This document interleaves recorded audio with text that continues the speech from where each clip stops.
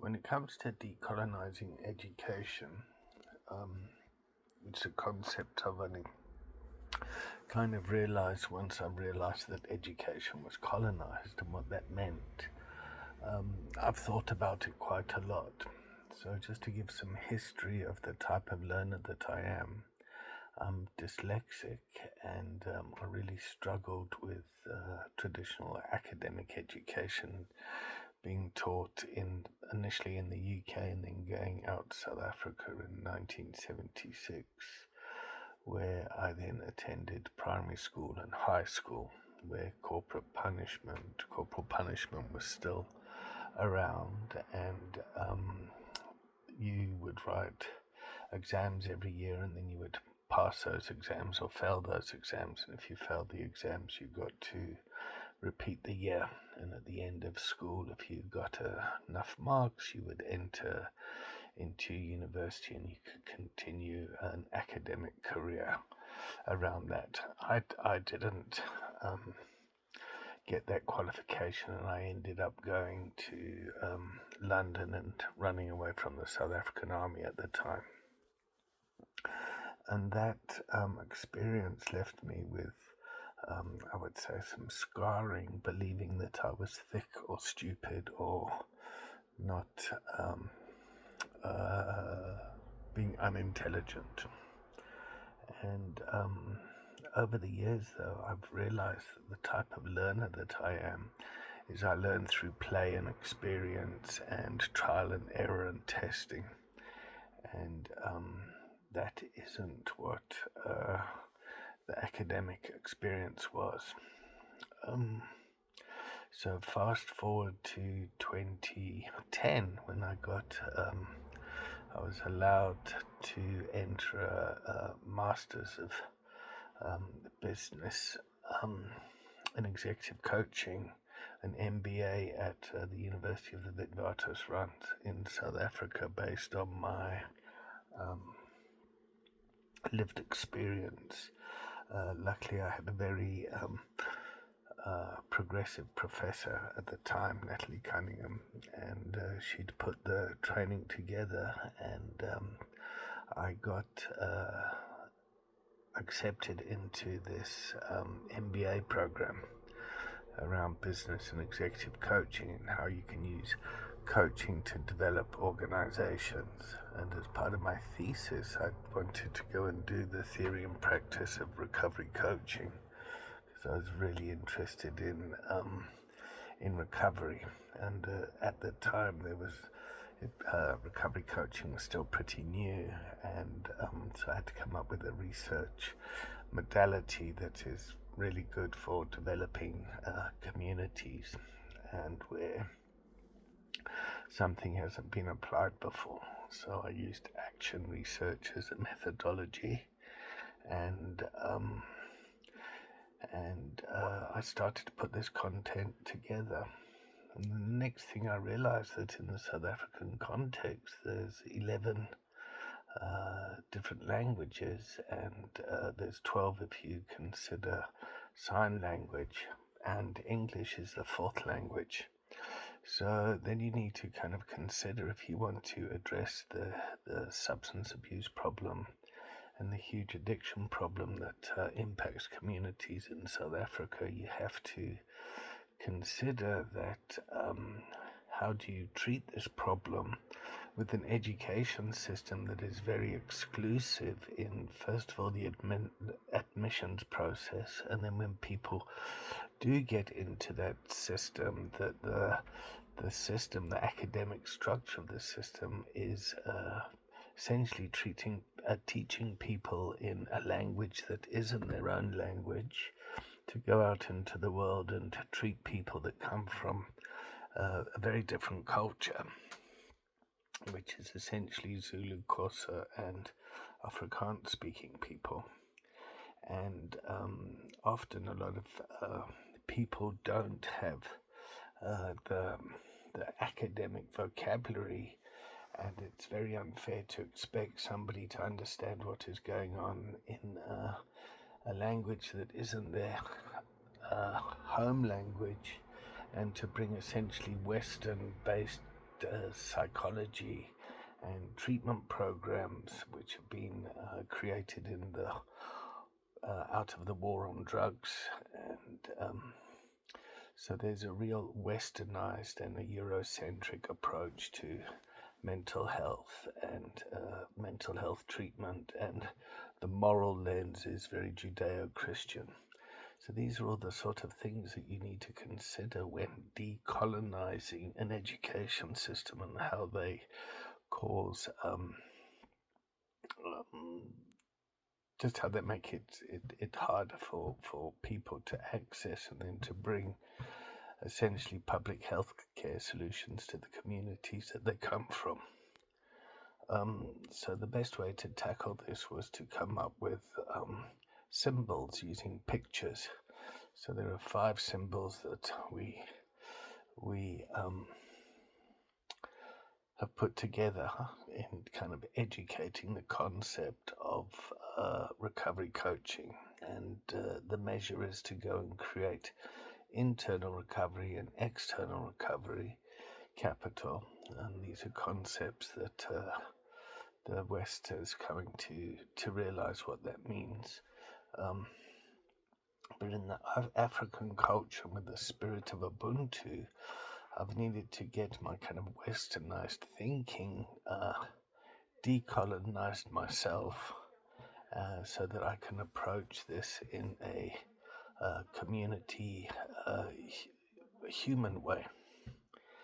And so the way that we can do that is through stories. So imagine sitting in a circle and sharing stories, and coming up with solutions in the storytelling and witnessing other people.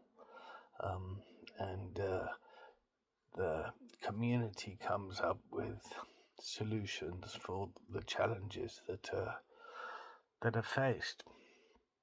So just to give you an example, if I'm to go into a township in Soweto in South Africa, me being a white male going into a township and speaking English, there are so many barriers that are in place before I've even opened my mouth. Who is this white guy coming here to tell us what to do in our community? And so I've had to continuously adjust not only my thinking, but also to be aware of what gets projected onto me. Anyway, the thing that we've had to then do is to talk about the coaching conversation. How do you have a coaching conversation? You can see in the coaching conversation, it's a structured conversation, and there's elements of motivational interviewing and active listening and positive psychology, and all this stuff can be mapped back to Western concepts. But we must also remember that Jung got a lot of his work by going to visiting traditional communities in Native America and in African communities as well. And essentially, I would argue, kind of stole a lot of the thinking and then westernized it. And if you look at the whole medical system that we think about, it's like Freud, it's Jung, it's in the addiction context, there's Bill Wilson from AA, and then Dr. Bob, and then you've got Maslow and Skinner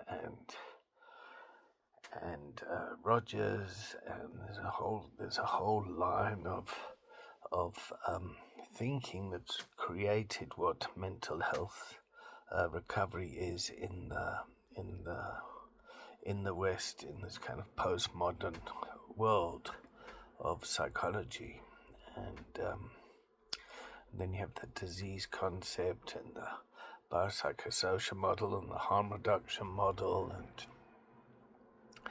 and to deconstruct all that stuff, and to kind of deconstruct the internal oppression that people carry around the West always has the answer, and the West has where we should be looking. We should be looking at Oxford and Cambridge and Harvard and Princeton and Stanford, and looking at these sort of institutions for the answer. To kind of break that down as well is also a journey. So there's an internal oppression that we need to be aware of, to be aware that our clients have it, and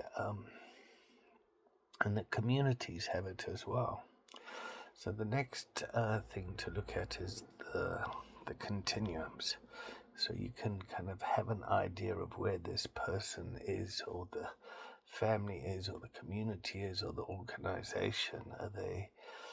Can you see where they're going? And so there are several continuums, but the concept is to get from A to Z can often be too much, but you might be able to go from A to B, to C to D, and that way. And then we need to look at the system. So how do communities operate? How do systems of recovery-orientated systems of care operate together? How can you do asset mapping and get communities to work together, which is already kind of inherent in the spirit of Ubuntu already. It's just communities are really kind of under-resourced, and that becomes complex too. And then it is really about thinking about not only technical abilities, but emotional skill set as well. So am I able to see myself? Am I able to see the other person? And am I able to, once I have some emotional intelligence, to be able to respond in a spiritual way, which is not so much about me, but for the good of the community that we're working in.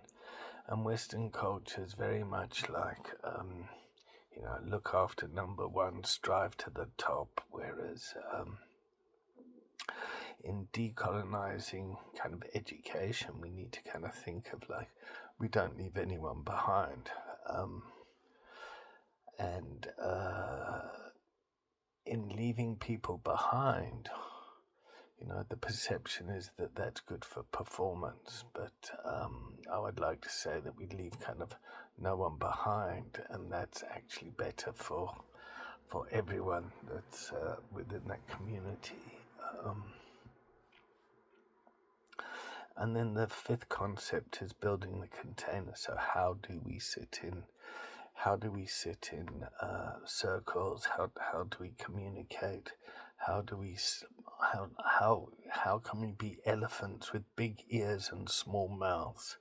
How can we respect our elders? How can we bring in that kind of African humility that, whereas in the West you're kind of encouraged to speak up and say your voice, whereas in my experience with decolonized education is, you're invited to speak, and when your voice, when it's called for, which can there are a lot of similarities in Eastern organizations around that. So once we've got an understanding of how to have one-on-one communications, the next thing is how can we look at people with a common framework to help Western people understand what it is that we're trying to achieve. So there's the medical model, there's a biopsychosocial model, there's a mentorship model, there's coaching, there's leadership and management, and these are all kind of little squares in the window, which is surrounded by history, culture, experience, and structure. And if we're looking at a decolonized learning environment, we need to understand how colonization has impacted communities and these systems that have been created that need to be kind of dismantled in a way to support cultural change. And then whenever there's kind of cultural change, there's a lot of fear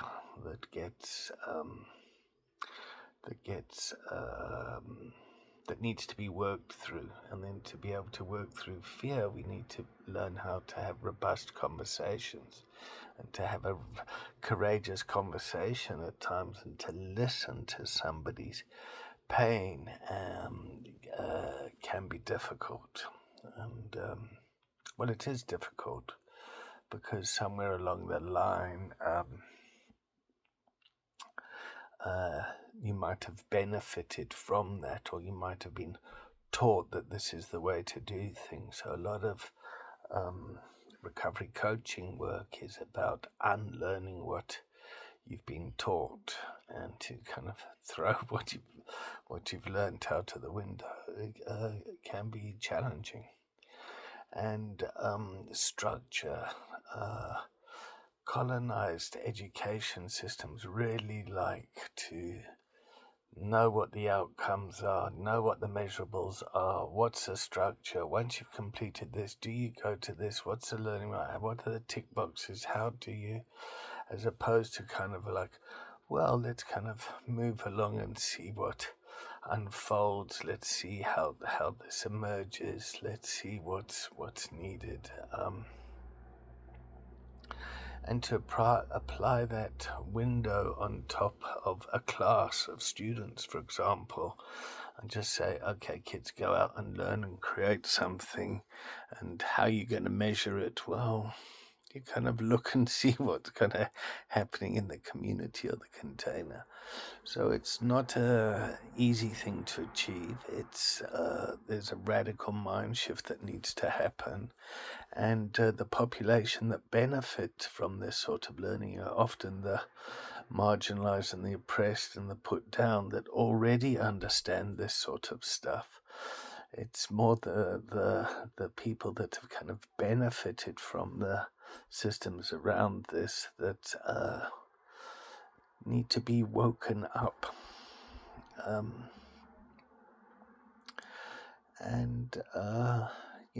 So thinking about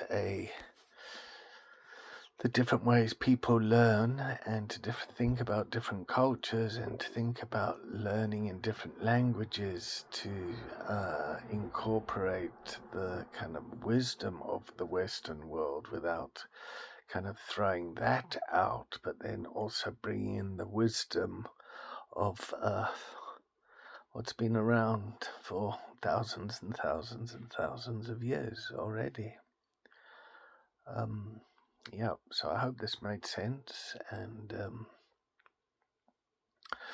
that we can start to think about education systems that empower people as opposed to kind of restrict people and put people in the boxes.